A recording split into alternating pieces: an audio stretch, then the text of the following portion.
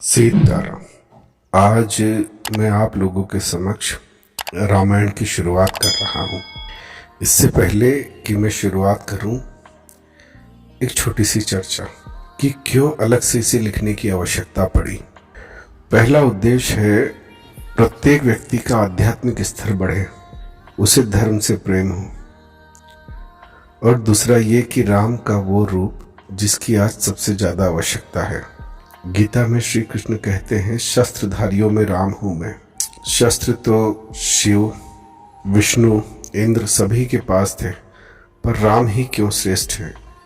मैंने पूरा प्रयास किया है कि इस प्रश्न का उत्तर दे सकूं। इस पुस्तक में मैंने बुद्धिजीवियों के विचार और कहानियों को स्थान दिया। मुझे इसमें कोई विशेष श्रम नहीं करना पड़ा, क्योंकि सारी सामग्री पहले से उपलब्ध थी। हाँ, उन फूलों को पिरोने का प्रयास है यह। आपने अभी तक यही जाना कि परमात्मा ने ही धरती पर राम के रूप में अवतार लिया और बुराई का अंत किया। पर जो मैंने समझा वह यह कि कैसे एक राजकुमार धर्म पथ पर चलकर भगवान बन गया। हम अभी तक यही जानते और मानते रहे कि सीता जी का प्रतिशोध लेने के लिए रावण को मारा, किंतु थोड़ा ध्यान से देखो तो पता चलेगा कि राम अयोध्या से निकले ही रावण को मारने थे। सबसे पहले ताड़का रावण की नानी थी, मारीच रावण का मामा था। फिर जितने भी राक्षस मारे गए उनका सबका प्रतिनिधि रावण ही था। तब भी रावण नहीं आया तो उसकी बहन सुपर्णखा की नाक काटी गई। आज भी नाक काटना सबसे बड़ी चुनौती के रूप में देखा जाता है, जिसका कोई अगर प्रतिशोध न ले तो उसे नपुंसक और कायर ही कहा जाता है। और फिर रावण जैसे सम्राट की बहन की नाक काट लेना, क्या राम नहीं जानते थे इसके परिणाम? पर यह सोची समझी योजना का हिस्सा था। तब भी रावण सामने नहीं आया तो लंका में घुसकर उसे मारा और अपनी सेना न ले जाकर रावण से शोषित प्रताड़ित जनमानस से ही अन्याय का अंत करवाया।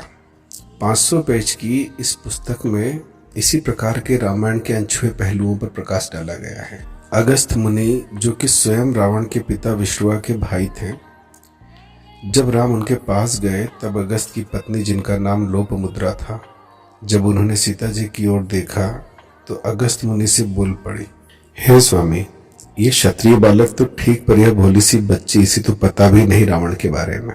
अगर रावण को पता चला कि इतनी सुंदर स्त्री इस भयानक वन में इस प्रकार अपने पति और देवर के साथ अकेली घूम रही है तो क्या होगा?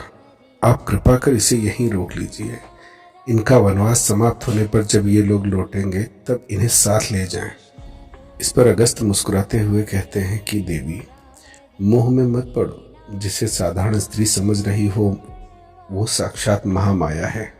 जब वो अपने पति के साथ अयोध्या से चली थी तब उसने अपने पति राम को कहा था कि जिस तरह रेगिस्तान में, जिस तरह मरुस्थल पर एक प्यासा पथिक जल की एक घूंट अपनी थैली में लिए चलता है और वो जल की थैली जितना वजन उसका लेती है, जितना बोझ बनती है उस पथिक पे, उतना ही बोझ मैं आप पर बनूंगी।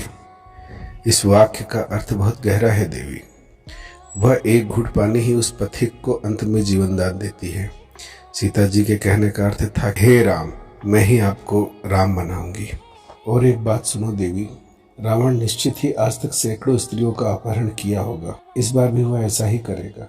पर उधर देखो, अपने खड्ग में धार लगाता हुआ वो राम रावण की गलती की प्रतीक्षा कर रहा है। रावण किसी और के हाथ से मरता तो पाप ही मरता, पर पाप समाप्त नहीं होता। अन्यायी अत्याचारी का अंत तो कोई भी कर सकता है, पर अन्याय और अत्याचार केवल राम ही समाप्त कर सकते हैं। इस पुस्तक में बहुत सी कहानियां दी गई हैं। जिस तरह विष्णु शर्मा ने पशु पक्षियों की कथाओं से 4 मूर्ख राजकुमारों को राजनीति की शिक्षा दी, इसी प्रकार धर्म के प्रचार के लिए यह पुस्तक सहयोगी हो, ऐसी मैं आशा करता हूँ।